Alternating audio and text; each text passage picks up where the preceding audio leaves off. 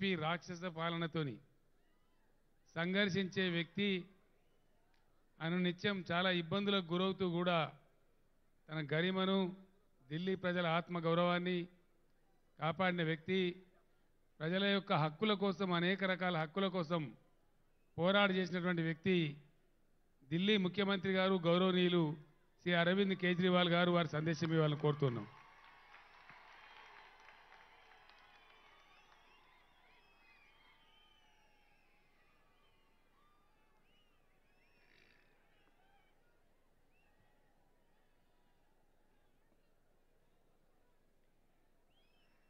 मंच पे बैठे हुए हमारे बड़े भाई तेलंगाना के मुख्यमंत्री श्री के चंद्रशेखर राव जी,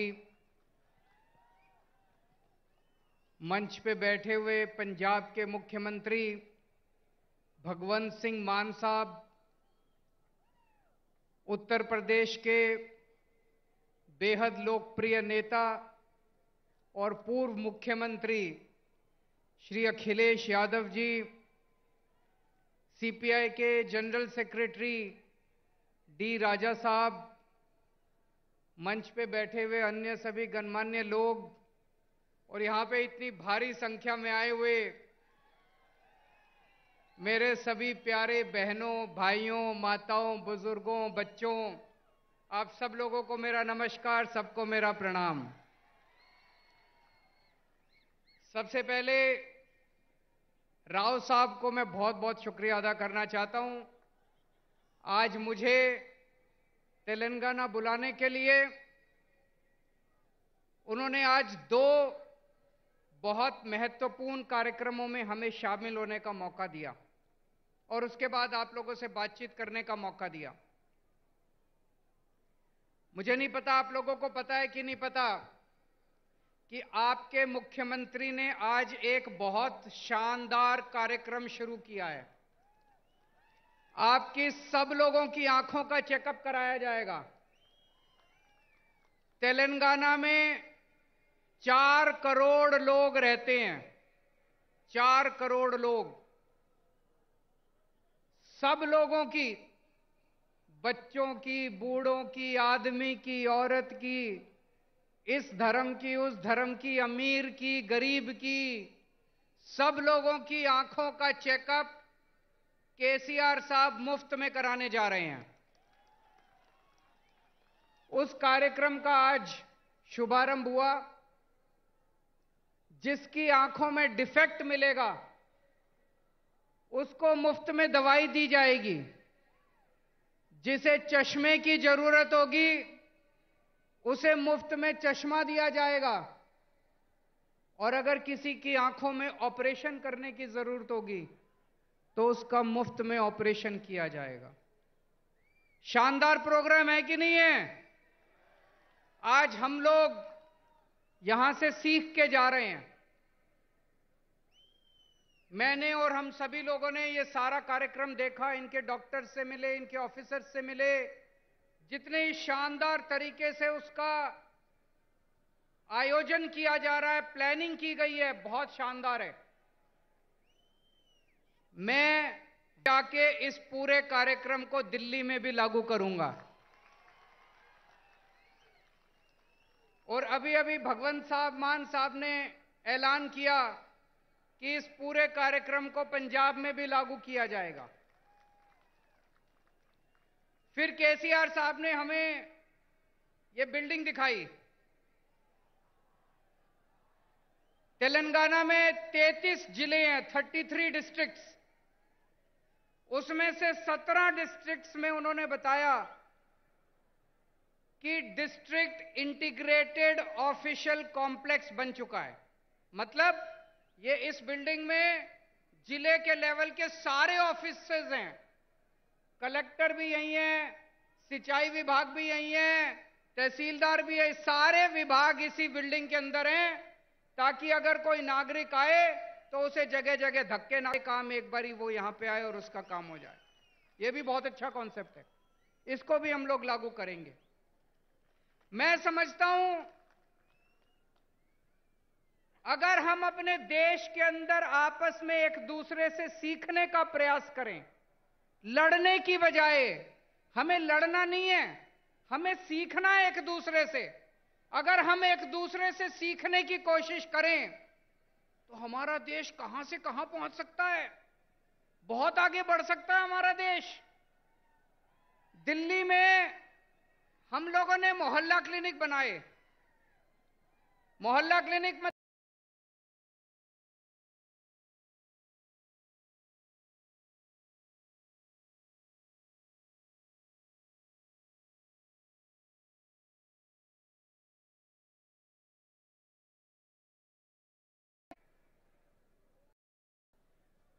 आपके मुख्यमंत्री केसीआर साहब हमारे मोहल्ला क्लिनिक देखने के लिए दिल्ली आए।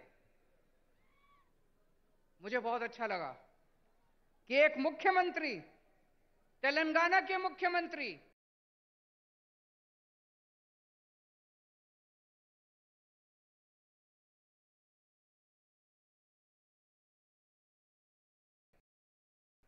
मोहल्ला क्लिनिक दिखाने ले गए।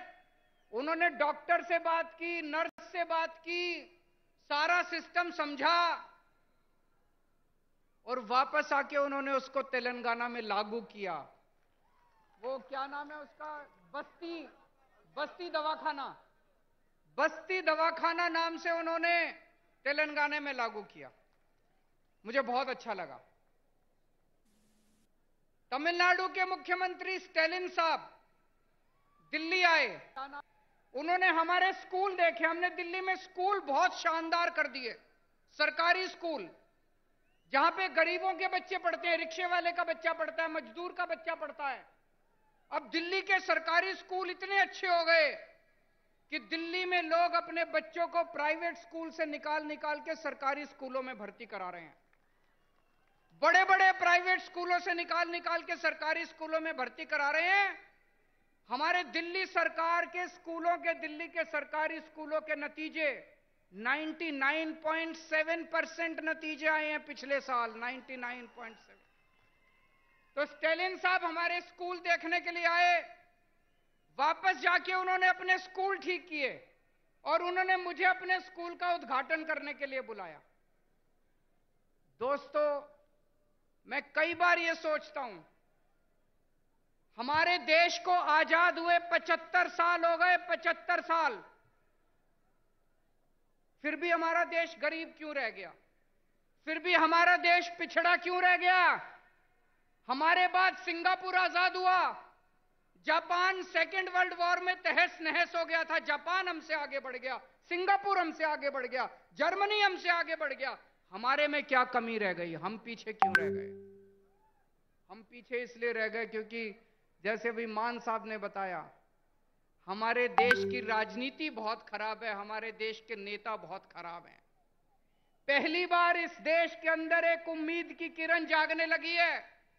इस देश के अंदर कुछ मुख्यमंत्री एक साथ आ रहे हैं, कुछ नेता, अखिलेश यादव जी जैसे नेता एक साथ आ रहे हैं और अब हम सब मिलकर इस देश के विकास की चर्चा कर रहे हैं।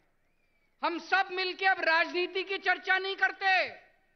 आज पूरा दिन सुबह से शाम तक हमने बैठ के चर्चा की कि देश के अंदर शिक्षा अच्छी कैसे होनी चाहिए, देश के अंदर अस्पताल अच्छे कैसे होने चाहिए, देश के अंदर सिंचाई अच्छी कैसे होनी चाहिए, किसानों के लिए क्या कर सकते हैं, मजदूरों के लिए क्या कर सकते हैं। देश के कुछ मुख्यमंत्री इकट्ठे होकर ये करने लगे। हम एक दूसरे से सीखना चाहिए हम लोगों को। मुझे याद है बचपन में जब मैं 10वीं क्लास में पढ़ता था, उस टाइम से हम सुन रहे हैं केरला में स्कूल बहुत अच्छे हैं, केरला में अस्पताल बहुत अच्छे हैं, उस टाइम से सुन रहे हैं। अगर केरला में स्कूल, हॉस्पिटल अच्छे हैं तो अभी तक बाकी देश में क्यों नहीं हुए? अभी तक हो जाने चाहिए थे बाकी देश में भी, क्यों नहीं हुए अभी तक बाकी देश में? हम सारे आपस में लड़ते रहते हैं, हम सारे पार्टियां आपस में लड़ते रहते हैं, सारे नेता आपस में लड़ते रहते हैं।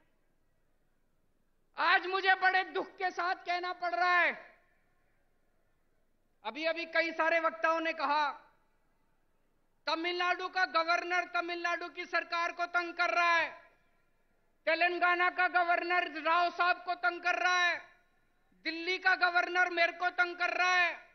पंजाब का गवर्नर मान साहब को तंग कर रहा है। ये गवर्नर तंग नहीं कर रहे, मोदी साहब तंग कर रहे हैं। गवर्नर तंग नहीं कर रहे। गवर्नर को बेचारे को क्या लेना देना। गवर्नर को तो बड़ा सा बंगला मिल गया, आलीशान गाड़ी मिल गई, एयर कंडीशन माहौल मिल गया, नौकरी मिल गई, 5 साल ऐश करने के लिए आता है गवर्नर। गवर्नर को क्या लेना देना। दिल्ली से फोन आता है, राव साहब को काम मत करने दो, अड़चन अड़ाओ। आता है कि नहीं आता है? दिल्ली से फोन आता है, भगवंत मान को काम मत करने दो, अड़चन अड़ाओ। मोदी साहब का फोन आता है, केजरीवाल को काम मत करने दो, अड़चन अड़ाओ। जिस देश का प्रधानमंत्री 24 घंटे बैठ के ये सोचता है कि मेरे को अब इसको तंग करना है, मेरे को अब उसको तंग करना है, वो देश तरक्की कैसे करेगा दोस्त? आप में से कौन कौन बेरोजगार है, जरा हाथ खड़े करें। जो बेरोजगार है, जो अनएम्प्लॉयड है। मुझे लगता है मेरी भाषा शायद समझ नहीं आ रही है। अनएम्प्लॉयड तो बहुत लोग हैं। आज देश का एक एक युवा बेरोजगारी से त्रस्त है।